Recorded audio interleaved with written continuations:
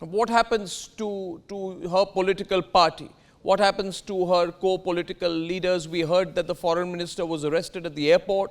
The situation is very, very violent. What happens about that? What are our thoughts on that? Yes, that is unfortunate. Whoever is in control now has decided to target the Awami League. And this was clearly targeting our party.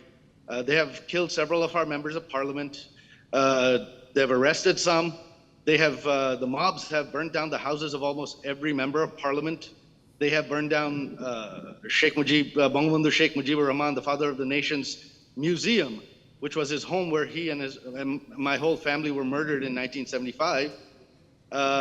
And now they're targeting minorities, they're targeting temples. The Islamists are doing that. It's no longer a rule of law in Bangladesh, it's a mob.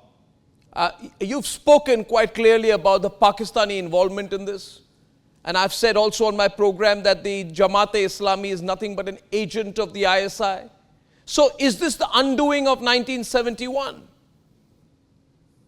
Well, 1971 was undone in 75, and my mother came and fixed the country again. And so this is the third time this has happened in Bangladesh. And yes, absolutely. I have no doubt ISI has a hand in this. I have no doubt other foreign powers that oppose our government have a hand in this. Today, Sajeeb, we've seen some really disturbing pictures.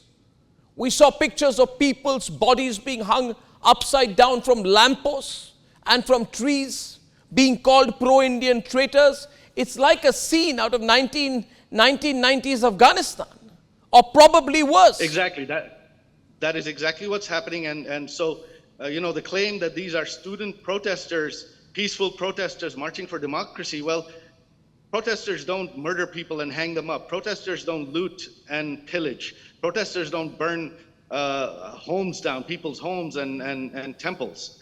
So what you're seeing are the facts. You want to call them protesters, I don't see protesters here. I see an unruly mob. I see militants. I see terrorists. What will Khaleda Zia do right now? I mean, will she sit there and let the generals rule? Will there be a struggle for power? Who will be in charge? The generals, the BNP, or the Jamaat-e-Islami? That is the question that remains to be answered. Unfortunately, I cannot see into the future, but you're absolutely right. There is no, right now, without the Awami League, with them decimating the Awami League and targeting the Awami League, there is no secular democratic force in Bangladesh right now.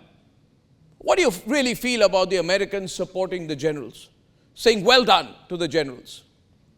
Well, this is what the Americans do around the world, and every time their policy fails, and now they have turned Bangladesh, which was a developing country, which was a success story, an Asian tiger, now it's going to become like another Pakistan, unfortunately.